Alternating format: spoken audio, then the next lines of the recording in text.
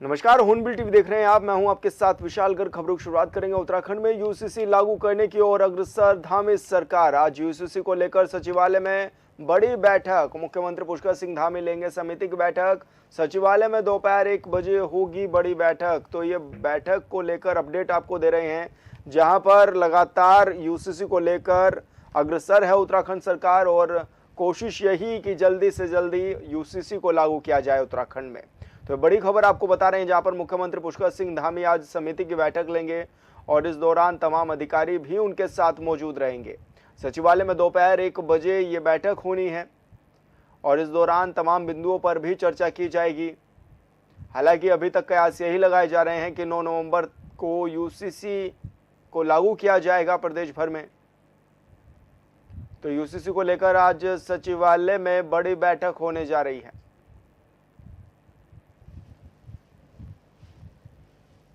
और संवाददाता अरुण सैनी हमारे साथ फोन लाइन पर जुड़ गए हैं। अरुण, क्या कुछ जानकारी मिल रही है, किस तरह की बैठक रहने वाली है, किन बिंदुओं पर भी चर्चा संभव है? जिस यूसीसी को लेकर जिस तरीके से लगातार लंबे समय से कवायद चल रही है यूसीसी लागू होने को लेकर, लेकिन अब जिस तरीके से ये देखा जा रहा है, मुख्यमंत्री पुष्कर सिंह धामी के द्वारा भी इस संदेश दिया गया और इशारा किया गया कि ये कहा गया 9 नवंबर तक जो है प्रदेश में यूसीसी लागू हो सकता है, यानी कि राज्य स्थापना दिवस के दिन। तो ऐसे में आज एक बड़ी बैठक भी यूसीसी को लेकर बुलाई जा रही है, जिसमें कि मुख्य सचिव, प्रमुख सचिव, मुख्यमंत्री के साथ साथ ही विभागों के आला अधिकारी भी उसमें मौजूद रहेंगे। और जो समिति बनाई गई थी, जो कमेटी बनाई गई थी, जो कि नियमावली तैयार कर रही थी, जो कि ड्राफ्ट बनाया गया था, उसके बाद जब विधानसभा के पटल पर इसे रखा गया, उसके बाद ये राष्ट्रपति की मंजूरी मिली, राज्यपाल की मंजूरी मिली और अब जो है इसकी नियमावली तैयार करने को लेकर एक कमेटी बनाई गई थी। तो जिसके अध्यक्ष शत्रुघ्न सिंह की अध्यक्षता में जो कमेटी लगातार इसमें नियमावली तैयार कर रही थी और नियमावली का कार्य जो वो पूरा हो चुका है, नियमावली बनकर तैयार हो गई है और वो नियमावली की रिपोर्ट आज इस समिति मुख्यमंत्री पुष्कर सिंह धामी को सौंपेगी, जिसके बाद जो है उस नियमावली को लेकर बैठक भी होगी और बैठक में तमाम चर्चाएं भी होगी। नियमावली को लेकर आगे क्या कुछ प्रावधान रहने हैं, कानून के क्या प्रावधान आगे रहने हैं, यूसीसी को लेकर जिस तरीके से कई चीजें यूसीसी में ऐसी है, तो इसको लेकर बैठक भी होगी और बैठक में तमाम बिंदुओं पर चर्चा भी होगी। और उसके बाद जब बैठक समाप्त होगी तभी ये तमाम चीजें स्पष्ट होगी कि आखिर यूसीसी प्रदेश में कब लागू होना है और कब जो है इसको आगे लेकर किस तरीके से कानून में क्या कुछ प्रावधान इसको लेकर किए जाते हैं। लेकिन अरुण, जिस तरह से राज्य सरकार ने दावा भी किया था कि जल्द से जल्द प्रदेश में लागू किया जाएगा, इसको लेकर मुख्यमंत्री पुष्कर सिंह धामी की घोषणा भी थी, तो क्या माने 9 नवंबर को ही इसको प्रदेश में लागू किया जाएगा या उससे पहले भी संभावना हो सकती है कि पहले भी इसको लागू किया जा सके? देखिए, मुख्यमंत्री पुष्कर सिंह धामी के द्वारा कहा गया था कि 9 नवंबर को यूसीसी प्रदेश में लागू हो सकता है। तो ऐसे में माना जा रहा है कि पहले भी हो सकता है, लेकिन अभी जो पूरे इसको लेकर कुछ भी स्पष्ट नहीं कहा जा सकता कि आखिर यूसीसी प्रदेश में कब लागू होगा। लेकिन हालांकि संभावनाएं हैं कि जो 9 नवंबर को राज्य स्थापना दिवस के दिन यूसीसी प्रदेश में लागू हो सकता है। और इस बार सरकार की तरफ से ये भी कहा कि राज्य स्थापना दिवस इस बार भव्य तरीके से मनाया जाएगा और काफी ऐतिहासिक तरीके से जो है राज्य स्थापना दिवस मनाया जाएगा। तो इससे लग रहा है कि इस बार राज्य स्थापना दिवस के दिन 9 नवंबर को प्रदेश में यूसीसी लागू हो सकता है, लेकिन यूसीसी कब तक लागू होगा इसको भी कुछ भी इस पर स्पष्ट नहीं कहा जा सकता। अरुण, क्योंकि विपक्ष भी लगातार समय समय पर सवाल खड़े करता रहा यूसीसी को लेकर, तो क्या कुछ मानना है विपक्ष का भी इस ओर? जी सर, देखिए, विपक्षी दल के द्वारा लगातार यूसीसी को लेकर सवाल खड़े किए जा रहे हैं। विपक्ष का कहना है कि यूसीसी प्रदेश में लागू करने को लेकर सरकार कार्य नहीं कर यूसीसी लागू नहीं होगा, ये सिर्फ एक चुनावी एजेंडा है। लेकिन वहीं सत्ता पक्ष की तरफ से भी कहा जा रहा है कि यूसीसी जल्दी प्रदेश में लागू होगा। हालांकि विपक्षी दल लगातार ये सवाल भी खड़े कर रहा है कि यूसीसी में कुछ भी नया सरकार के द्वारा नहीं लाया गया। तो ऐसे में जब यूसीसी लागू होगा, जो उसकी नियमावली बनी है, उसके बाद ये तमाम चीजें स्पष्ट होगी कि यूसीसी जो में क्या कुछ चीजें और अधिक रखी गई हैं, कानून में क्या कुछ प्रावधान किए गए हैं और उसके बाद विपक्ष की क्या प्रतिक्रिया इसको लेकर आती है। बिल्कुल अरुण, बहुत बहुत शुक्रिया आपका तमाम जानकारी साझा करने के लिए। उत्तराखंड में केदारनाथ विधानसभा सीट पर होने वाले उपचुनाव का शंखनाद हो चुका है। 20 नवंबर को केदारनाथ सीट पर उपचुनाव के लिए मतदान होने हैं, जिसको लेकर प्रदेश की दोनों ही दिग्गज पार्टियों के बीच शह और मात की शुरुआत भी हो चुकी है। ऐसे में एक दल मुद्दों के आधार पर तो दूसरा दल घोषणाओं के आधार पर चुनाव में जीत का दावा कर रहा है। इस रिपोर्ट में देखिए।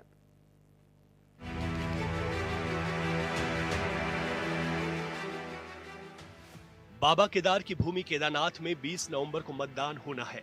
चुनाव की घोषणा के बाद दिग्गज पार्टियों में सीट को जीतने के लिए होड़ मच गई है। भाजपा और कांग्रेस दोनों ही दिग्गज पार्टियां केदारनाथ सीट को जीतने के लिए एड़ी चोटी का जोर लगा रही हैं। सत्ताधारी पार्टी बीजेपी केदारनाथ पुनर्निर्माण के कार्यों को भुनाने के साथ ही हाल ही के दिनों में की गई 39 घोषणाओं और विकास कार्यों के लिए जारी बजट के साथ मैदान में है, तो दूसरी तरफ विपक्ष केदारनाथ बचाओ अभियान के साथ ही कई मुद्दों के साथ केदारनाथ की जनता के बीच जा रहा है और इन सब के बीच आरोप प्रत्यारोपों का दौर भी जारी है। कांग्रेस मुद्दा विहीन दल है। आपसी द्वंद्व का निष्कर्ष यह है कि उनके केंद्रीय प्रभारी को प्रदेश के मुख्य जो अध्यक्ष हैं उनको बाईपास करके नीतियां बनानी पड़ रही हैं। तो आंतरिक द्वंद्व किस प्रकार का उस जग जाहिर हो चुका है। भारतीय जनता पार्टी उनकी रणनीति पर ना तो ध्यान देती है, ना हम उस पर किसी प्रकार की प्रतिक्रिया देते हैं। इतना जरूर है कि हम जिस पद्धति के आधार चुनाव लड़ते आए हैं उस पद्धति के आधार पर हम बूथ प्रबंधन के आधार पर अपने चुनाव को लड़ेंगे और प्रत्येक बूथ हमारी जीत के लक्ष्य में हो, इसकी रणनीति के आधार पर हमारी आगामी रणनीति बन रही वाली। बीजेपी के प्रदेश अध्यक्ष महेंद्र भट्ट का कहना है कि कांग्रेस मुद्दा विहीन पार्टी है। आलम यह है कि कांग्रेस प्रदेश अध्यक्ष को नीतियां पढ़ानी पड़ रही हैं। तो इधर कांग्रेस नेताओं का कहना है कि कांग्रेस पार्टी केदारनाथ के जनहित के मुद्दों को लगातार उठाती आ रही है। सड़क से लेकर सदन तक कांग्रेस ने केदारनाथ में सोना चोरी मामले को लेकर मुखर रही है। ऐसे में अब उपचुनाव में सोना चोरी, केदारनाथ की शिला दिल्ली जाने, सड़क, बिजली, पानी और केदारनाथ में चल रहे पुनर्निर्माण कार्यों के साथ ही चार धाम यात्रा में अव्यवस्थाओं को लेकर जनता के बीच जा रही है। केदारनाथ उपचुनाव के लिए कांग्रेस पूरी मजबूती के साथ तैयार है। कांग्रेस ने केदारनाथ चुनाव के लिए अपने पर्यवेक्षकों की नियुक्ति कर दी है। पर्यवेक्षक वहां फील्ड में जाएंगे, लोगों से बात करेंगे और जो जीतने वाला कैंडिडेट होगा उसका पैनल बना के पार्टी हाईकमान को यहाँ पर देंगे। और जो भारतीय जनता पार्टी की जो घोषणाएं हैं वो मात्र जुमले हैं। केदारनाथ के अंदर इतनी बड़ी आपदा आई, उनकी पूरी कैबिनेट नदारद रही, उनका कोई भी मंत्री वहां पे आपदा पे नहीं गया। कांग्रेस के प्रदेश महामंत्री नवीन जोशी का कहना है कि केदारनाथ में इतनी बड़ी आपदा आई तब उनके मंत्री नदारद रहे और अब चुनाव को देखते हुए 5-5 मंत्रियों की ड्यूटी केदारनाथ में भारतीय जनता पार्टी ने लगाई और केदारनाथ चुनाव को देखते हुए लोक लुभावनी घोषणाएं की गई हैं। सच तो यह है कि केदारनाथ में भारतीय जनता पार्टी की सरकार में कुछ भी कार्य नहीं किया गया। नवीन जोशी ने कहा कि भाजपा ने केदारनाथ में लोगों की आस्था के साथ खिलवाड़ किया है। ऐसे में केदारनाथ की जनता मूड बना चुकी है। आज चुनाव का समय आया तो मुख्यमंत्री जी ने अपने 5-5 मंत्रियों की ड्यूटी वहां पर लगा दी और घोषणाएं, कितनी घोषणाएं कर दी चुनाव को देखते हुए, लोक लुभावनी, जो धरातल पर उतरनी भी मुश्किल है। लोगों को मालूम है ये उसी प्रकार से घोषणाएं कर रहे हैं चुनाव के समय पे, जिस प्रकार से प्रधानमंत्री नरेंद्र मोदी जी ने किया था कि 15 लाख रुपए एक के अकाउंट में आएंगे और 2 करोड़ बेरोजगार युवकों को रोजगार मिलेगा, किसानों की आय दुगनी होगी। ये धरातल पे आज तक नहीं उतर पाए और यही जुमले मुख्यमंत्री जी ने केदारनाथ चुनाव के लिए छोड़े। केदारनाथ का चुनाव विकास के मुद्दे पर होगा, वहाँ पे कोई डेवलपमेंट नहीं हुआ, कोई विकास नहीं हुआ। केदारनाथ का हमेशा इन लोगों ने किस प्रकार से दिल्ली के अंदर उन्होंने केदारनाथ बाबा के नाम पर मंदिर बनाने का काम किया और लोगों की आस्था से खिलवाड़ करने का काम किया, ये सब प्रदेश की जनता देख रही है। निश्चित तौर से जिस दिन भी वहाँ पे चुनाव होगा, यहाँ की जनता ने मन बना लिया है, कांग्रेस के पक्ष में मतदान होगा और भारतीय जनता पार्टी को करारी हार का सामना करना होगा। पिछली बार बद्रीनाथ और मंगलौर सीट हारने के बाद इस बार बीजेपी किसी तरह की लापरवाही केदारनाथ में बरतना नहीं चाहती है।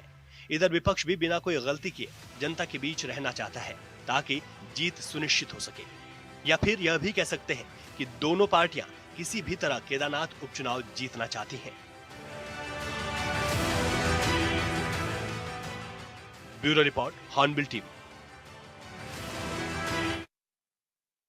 बाराकोट में चल रहे 6 दिवसीय लंडीधुरा महोत्सव का 17 अक्टूबर को देवी रथों की लंडीधुरा मंदिर की परिक्रमा के बाद समापन हो गया है। 3 किलोमीटर की खड़ी चढ़ाई पार करने ढोल नगाड़ों के साथ ग्राम काकड़ और बाराकोट से देव डांगरों के साथ मां भगवती के देवी रथ लंडीधुरा मंदिर पहुंचे हैं, जहां देवरथों ने मंदिर की परिक्रमा की। सबसे पहले ग्राम कागड़ा का देवी रथ ढोल नगाड़ों और माता के जयकारों के साथ मंदिर प्रांगण में पहुंचा, जिसमें देव डागर कल्याण सिंह मां काली के रूप में सवार थे। वहीं ग्राम बाराकोट का देवी रथ दोपहर 3:25 पर मंदिर प्रांगण में पहुंचा है, जिसमें देव डागर प्रताप सिंह कालिका और गुड्डी फरत्याल मां भगवती के रूप में सवार थे। दोनों देवरथों ने हजारों भक्तों की संख्या के साथ मंदिरों की परिक्रमा की है।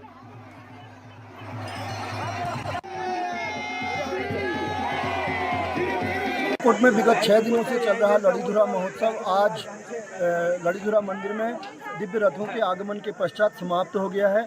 इसमें काकड़ की तरफ से आने वाला पहला जो रथ है वो 2:40 पर मंदिर में पहुंचा। बाराकोट की तरफ से आने वाला जो दिव्य रथ है वह 3:25 पर मंदिर पर पहुंचा। जिन सभी साथियों ने, युवा साथियों ने, मातृशक्ति ने इस महोत्सव को निर्विवादित और निर्विघ्न रूप से संपन्न कराने में मदद की, मैं उन सब का लड़ीधुरा शैक्षिक एवं सांस्कृतिक मंच की तरफ से धन्यवाद ज्ञापित करता हूँ। पुलिस प्रशासन का, जिनने इस महोत्सव को शांतिपूर्ण रूप से संपन्न कराने में मदद की। लोहाघाट में 2 दिवसीय संगीत प्रतिभा सम्मान समारोह का आयोजन किया गया है, जिसका मुख्य अतिथि के रूप में शिरकत कर मुख्य शिक्षा अधिकारी चंपावत मेहरबान सिंह बिष्ट ने दीप प्रज्वलित कर शुभारंभ किया। बताया गया कि समारोह में जिले के सभी विकास खंडों से चयनित 13 विद्यार्थियों और शिक्षकों की ओर से गायन और नृत्य की 5 विद्याओं में राज्य स्तर चयन के लिए अपनी प्रस्तुति दी जा रही है।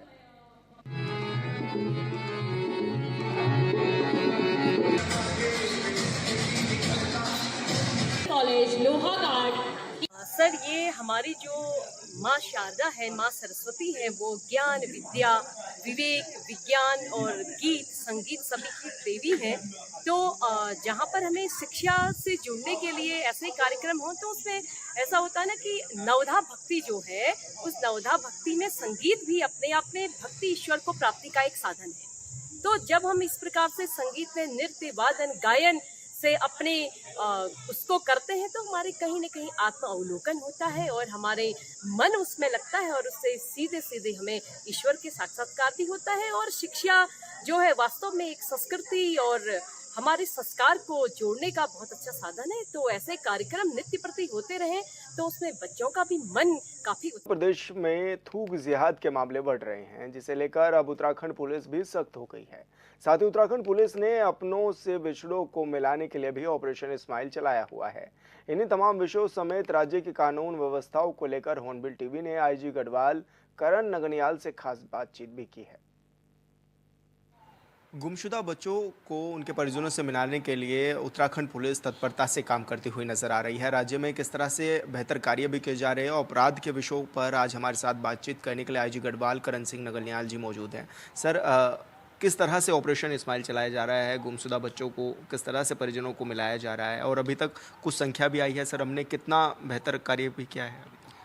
ये जो ऑपरेशन स्माइल है, इससे पूर्व भी हर 1-2 साल के अंतराल में जो गुमशुदा बच्चे हैं, छोटे बच्चे हैं, उनके तलाश के लिए चलाया जाता रहा है। 2014 से ये लगातार उत्तराखंड सरकार के ये पुलिस के द्वारा ये अभियान चलाया गया है और बहुत अच्छी रिकवरी बरामदगी बच्चों की हुई है इसमें। और उनके घर वालों से जो किसी मेले में, किसी कार्यवश या किसी घटना के कारण से अपने परिजनों से बिछड़ गए थे और कहीं ऐसे अज्ञात, क्योंकि उनको पता नहीं था कि हमारे माँ बाप कौन है, क्या है, तो माँ बाप बच्चों को ढूंढ रहे थे, बच्चे माँ बाप को ढूंढ रहे थे, लेकिन दोनों मिल नहीं पा रहे थे।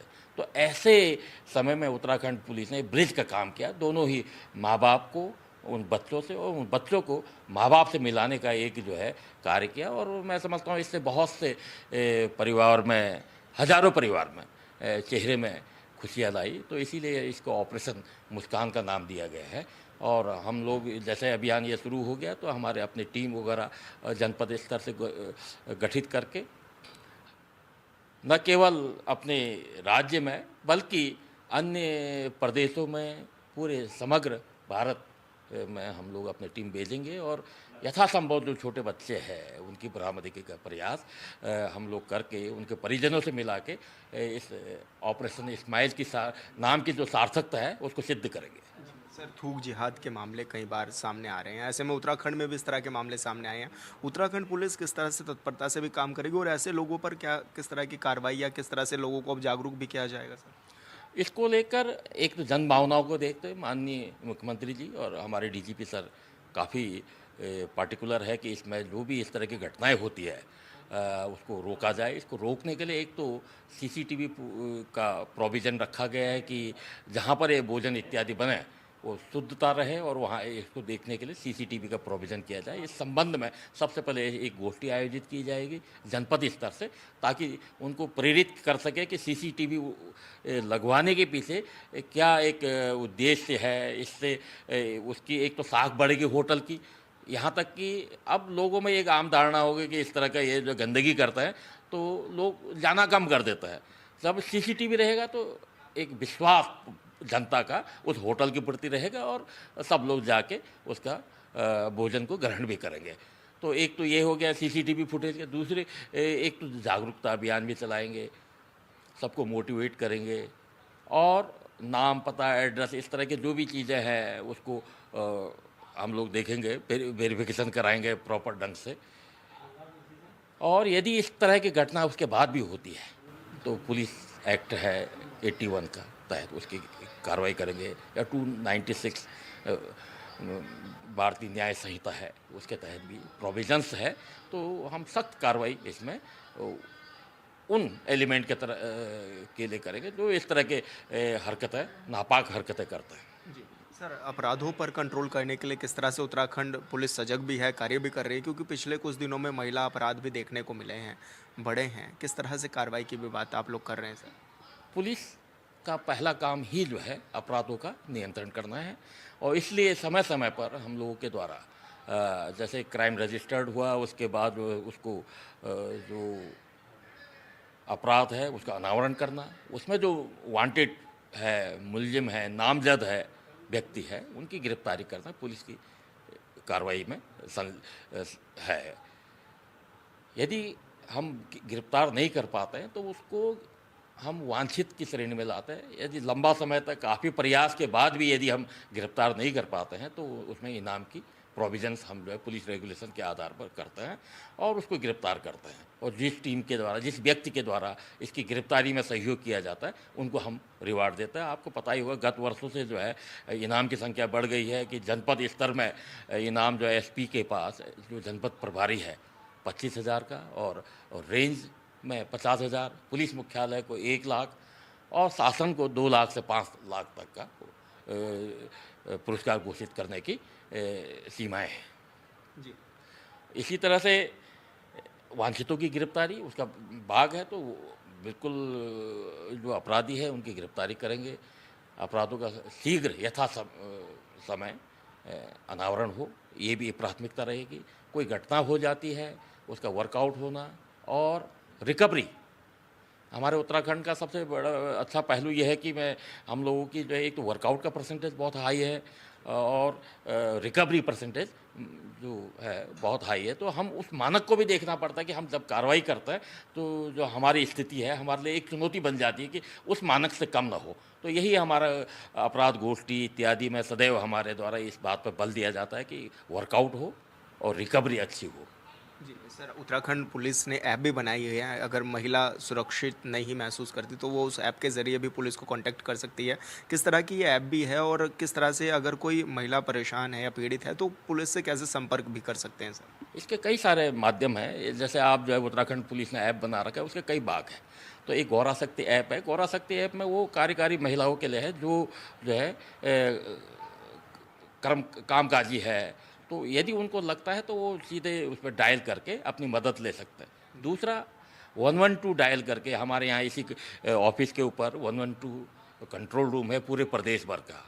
यदि कोई कॉल करता है मदद के लिए तो तत्काल जो है 112 उस डिस्ट्रिक्ट के कंट्रोल रूम को कॉल करके संबंधित को निर्देशित करता है कि आप तत्काल फलाना व्यक्ति को एक सहायता की आवश्यकता है तो तत्काल वहाँ जाके सहायता करें। उसकी रनिंग वगैरह भी उस लोकेशन विजिबल होता है इसमें, ये एक सुविधा दे रखा है इसमें। और जैसे ही उसमें कार्रवाई की गई फिर उसके बाद फीडबैक लिया जाता है। तो ये एक 112 भी एक किसी भी पीड़ित को, किसी को जो परेशानी में है उसकी मदद के लिए एक सबसे बड़ा हमारे पास वेपन है। जी सर, 4 धामों में भी पुलिस ने बेहतर व्यवस्थाएं की, बेहतर काम किया। इस बार भी हम देख रहे हैं कि बड़ी संख्या में श्रद्धालु आए और पुलिस ने अपनी कार्यशैली को भी दिखाया और लगातार डटी रही। किस तरह से आप देखते भी हैं और पुलिस की कितनी जिम्मेदारी भी आप समझते हैं सर 4 धाम यात्रा के प्रति? आप देख रहे होंगे 2013 से उत्तरोत्तर हर साल ये चार धाम यात्रा बढ़ रही है। 2013 से पहले 3 लाख के आसपास था, फिर आपदा से फिर काफ़ी कम हो गया था, फिर उसके बाद धीरे धीरे बढ़ते बढ़ते अब आप देख रहे हैं कि आज 19 लाख के आसपास एक ही धाम में, केदारनाथ धाम में ही हमारे श्रद्धालु आ रहे हैं। और टोटल रेशियो में देखेंगे तो लास्ट ईयर जो है करीब 52 लाख के आसपास श्रद्धालु आए थे, वो इस साल भी अभी 42 लाख के आसपास टच कर चुका है। तो ये अभी क्योंकि काफ़ी समय है, 1 महीने का समय है, तो ये फिगर और आगे बढ़ेगा। हमारी पुलिस की चुनौती है यह है कि जो भी श्रद्धालु 4 धाम में आए, उनकी जो भी यात्राएं हो सहज हो, सुगम हो और सरल हो और सुरक्षित भी हो। इसके लिए हमारे द्वारा बड़ी संख्या में न केवल गढ़वाल मंडल से बल्कि पीएसी है, एसडीआरएफ है और कुमाऊं उसे भी पुलिस बल इसमें नियुक्त की जाती है, ताकि जो तीर्थ यात्री है उनकी यात्रा सहज, सुगम और सरल हो। जी सर, जेल से 2 कैदी फरार बताए जा रहे थे और इसी दौरान ये भी कहा गया था कि पैरोल पर कुछ कैदी थे जो कि फरार बताए जा रहे थे। किस तरह से सर पुलिस भी काम कर रही है, किस तरह से आपको टास्क भी मिले हुए हैं? जो अभी हरिद्वार में 2 कैदी, एक पंकज है, एक राजकुमार है। राजकुमार गोंडा का रहने वाला, पंकज जो है वेस्टर्न यूपी का है। तो ये फरार हो चुके थे। तो कुछ सूचना हमें नेक्स्ट डे प्राप्त हुआ था पुलिस को, तब से हमारी टीम बना के उनकी गिरफ्तारी के प्रयास किए गए। और अभी भी हमारी जो है टीम लगी हुई है, उसके जहाँ भी संभावित स्थान है वहाँ पर दबिश दे के उसको पकड़ने का प्रयास किया जा रहा है। उसकी दूसरी कड़ी में भी है कि दूसरे दिन ही जनपद एसएसपी के द्वारा 25,000 इनाम, दोनों पर 25-25 हज़ार का रखा, और फिर मैंने उसको बढ़ाते हुए 50-50 हज़ार का रिवार्ड दोनों ही अपराधियों के ऊपर रखा है। सर, और पैरोल वाले जो कैदी हैं, क्या उनको संबंध में भी कुछ चर्चा? नहीं, पैरोल के संबंध में ये बेसिकली जेल विभाग का अपना इंटरनल प्रकरण है। उसमें माननीय सर्वोच्च न्यायालय के द्वारा ये एक आपदा, ये जो कोरोना के पीरियड में जो कुछ लोगों को छोड़ा गया था, तो उसमें कुल संख्या उनके पास है। अब ये आदेश आना बताया गया कि उसमें जो है जिन्होंने अपनी 1/3 या उससे ज़्यादा की अवधि व्यतीत कर ली जेल में, तो उसी को मानते हुए उनको रिलीज़ किया जाए। तो ये जेल विभाग उसको मॉनिटरिंग कर रहा है और इस पर कार्रवाई कर रहा है। जी धन्यवाद सर। हॉर्नबिल टीवी से बातचीत करने के लिए आईजी गढ़वाल करण सिंह नंगलियाल जी हमारे साथ थे, जो कि तमाम विषयों पर हमारे साथ बातचीत कर रहे थे। हॉर्नबिल टीवी के लिए देहरादून से विशाल गर्ग। और फिलहाल इस बुलेटिन में इतना ही। आप देखते रहिए हॉर्नबिल टीवी। नमस्कार।